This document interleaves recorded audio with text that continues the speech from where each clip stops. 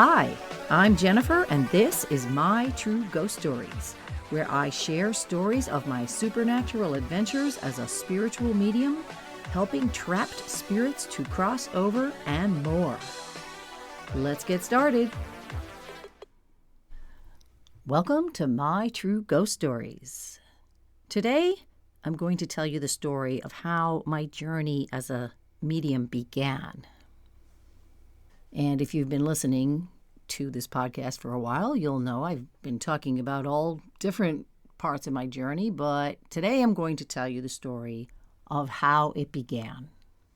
So this journey as a spiritual medium began when I was a little kid, but it did begin really specifically on this one day when I was having coffee with my friend Victoria.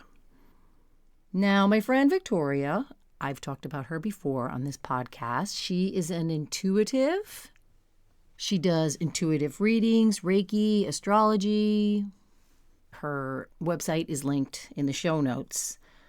And I've been friends with Victoria for a really long time, and we were having coffee. And during this coffee date, she was describing to me this circle of guides and ghosts and all these beings, invisible beings that follow her around, and she consults with them and talks to them. And she was telling me this story, and I was identifying with the part about these ghosts following her all the time. I was identifying with that. And so she started to describe, as she was describing this circle of guides and spirits around her, she mentioned one, and one of them was named Rose. And she's saying, and Rose is with me all the time. She sort of follows me everywhere. And I sort of pointed to the part of the table that she was drawing this invisible circle on. And I pointed to the spot where she was indicating Rose.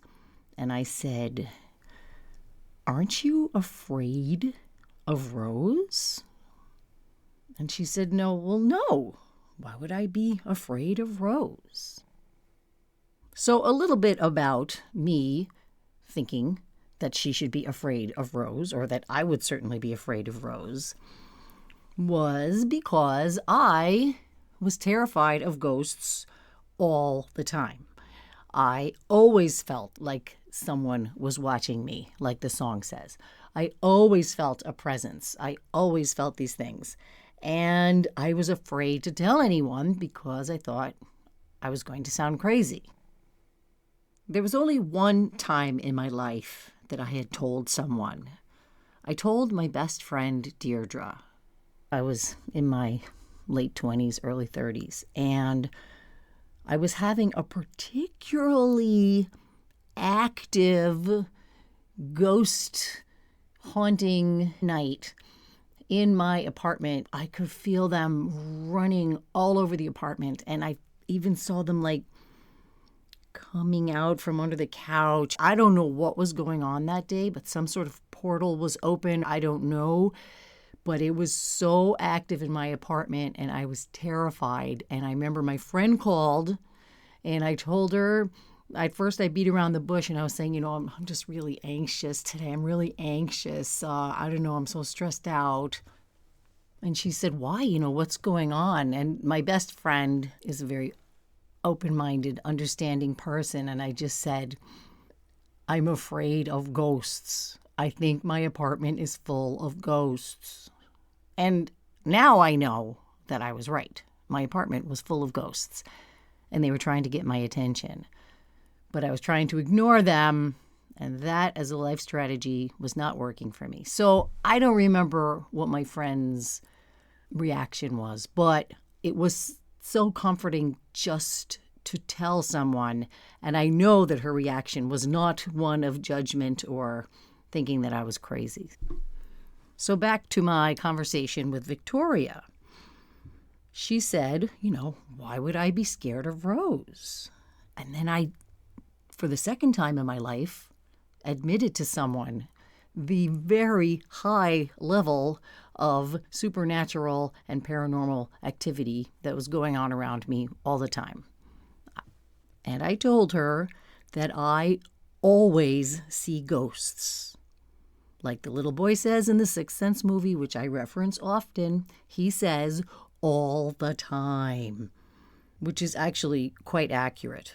I mean, the stuff that I saw was never as terrifying as it was in that movie, but it really is all the time.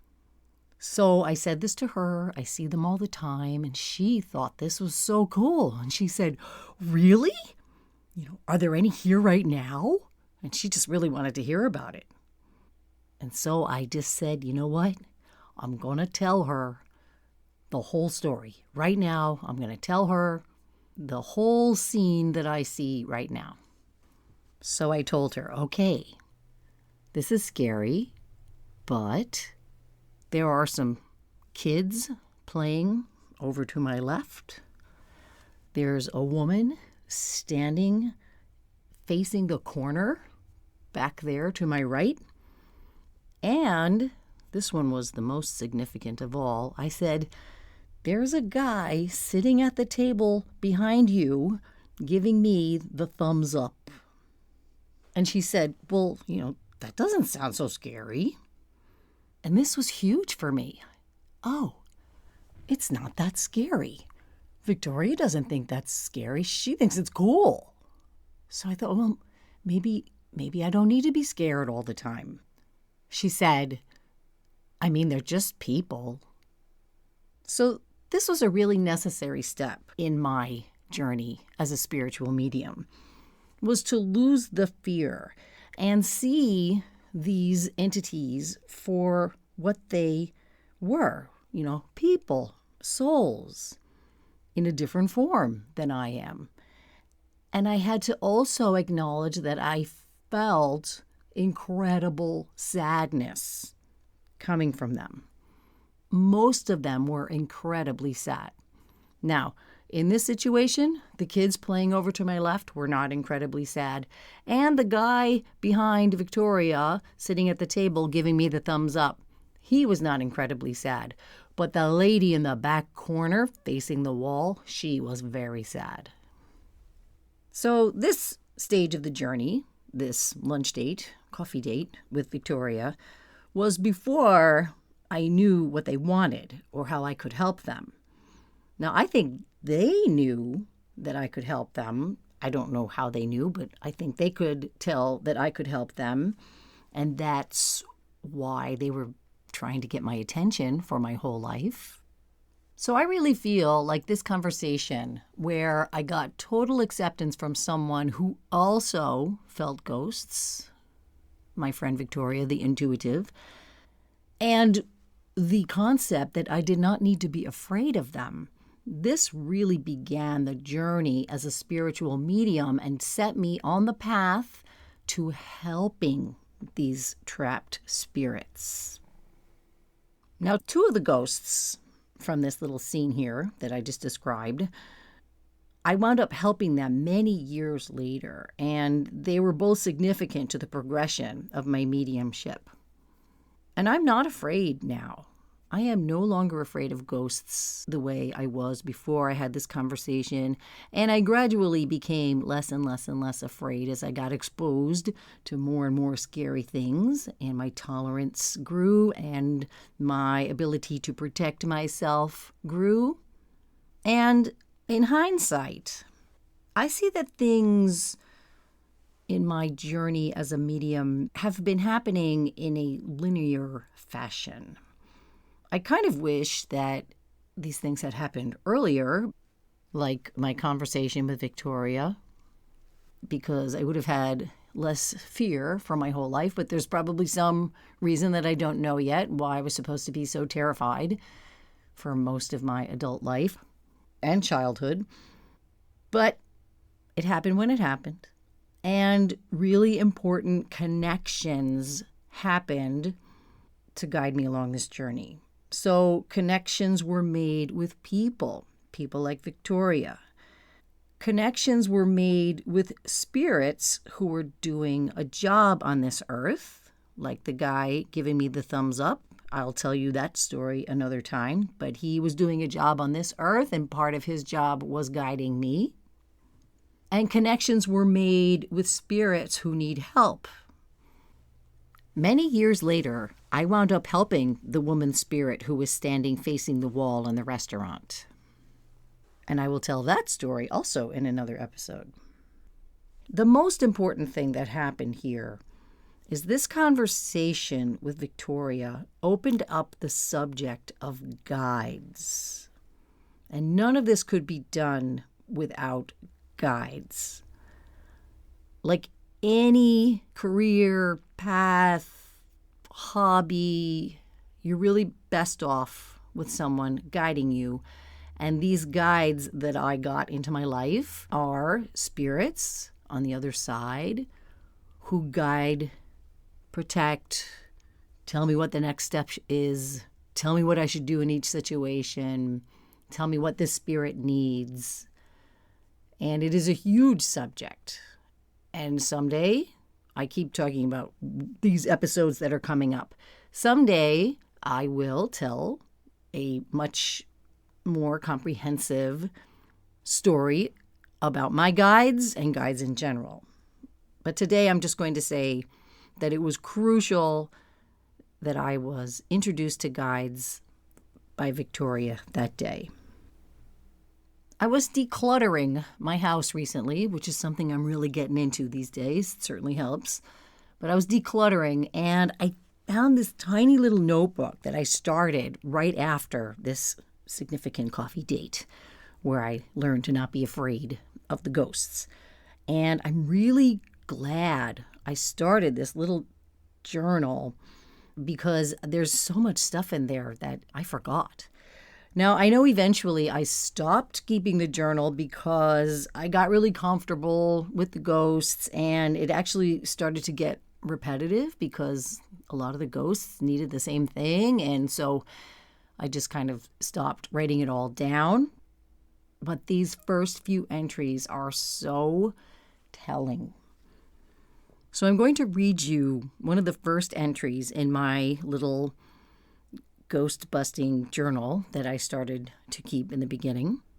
So this is a page I wrote down, and it was a conversation that I was having with my main guide, who's not the guy giving me the thumbs up. It's another guide, and I'm actually not ready to tell the story of how me and this guide initially connected, but I'll tell that someday. But right now, here's the conversation from my main guide from this notebook. And in the entry, I say, I think I need to think of it as service to the spirits more than service to the people, because that's the message that I was getting. And then in this conversation with my guide, I started to get answers from him. And in the journal, I wrote down a bunch of words that I was hearing that started with a C. It was like California, counting. It was something that started with a C, which is how messages come in for me. And then eventually the word calling came through. And then there was another word with a C. What is it? And it was compassion. So I think in my early development as a spiritual medium, I was seeing that there's lots and lots of help for the living. You know, there are these really great mediums who can give you messages from your departed ones, and there are seances, and there are, ghost busting types of things. But I have been called to be of service to the departed, particularly those who are earthbound. Now, I definitely get messages for the living and I pass them on. I'm not saying I don't do that. But my main calling is to help trapped spirits to cross over. And I have the ability to do so. And I think they've always known that, and that's why they have been running around me my whole life. Now, there's definitely lots of interest in paranormal activity and ghosts and spirits. And I know it can be really thrilling to have a ghost talk to you or to hear whispers. I know it's scary, but some people really like it. But I couldn't ever enjoy that because I feel the pain of these spirits and I know that I can help them. So I will only go into a paranormal situation, supernatural situation, a haunted situation with the intention of helping, and I always can. I have not gotten to a situation yet where I was unable to help. So that is what my calling is, and I believe that that's why I have been given this gift, is to help trapped spirits to cross over, because I think, in this world, I think there's a big problem of a lot of trapped spirits who have not been able to cross over because of a lack of understanding of their situation. And I am here to talk about the understanding of their situation and what we could possibly do about it. I would like to encourage more sympathy for trapped spirits, because trapped spirits do exist. And I would like to encourage an attitude of compassion and understanding for them, because they are sad, often desperately sad, confused, frustrated, trying to communicate, and they really need our help.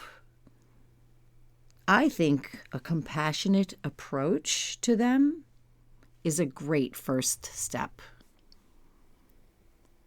And here is a list of all the episodes that I promised to do while I was doing this podcast, and I will use it as a bit of a to-do list. So the episodes that I've promised to do are one about the guy giving me the thumbs up behind Victoria, an episode about helping the woman who was facing the wall in the restaurant, a episode about guides in general, and an episode about my main guide. So those are the ones that I said that I would do, and I will. And if you've enjoyed this episode, please share it with a friend and take a second to review it to help this show grow. And that's all for today. Thank you for listening to today's episode. And if you think your house is haunted, want energy cleared from your space, or need a custom spiritual ritual, I'm here to help. Visit jpclearing.com or email me at jpclearing60@gmail.com. Don't forget to join me here every Tuesday for a new episode. Until next time.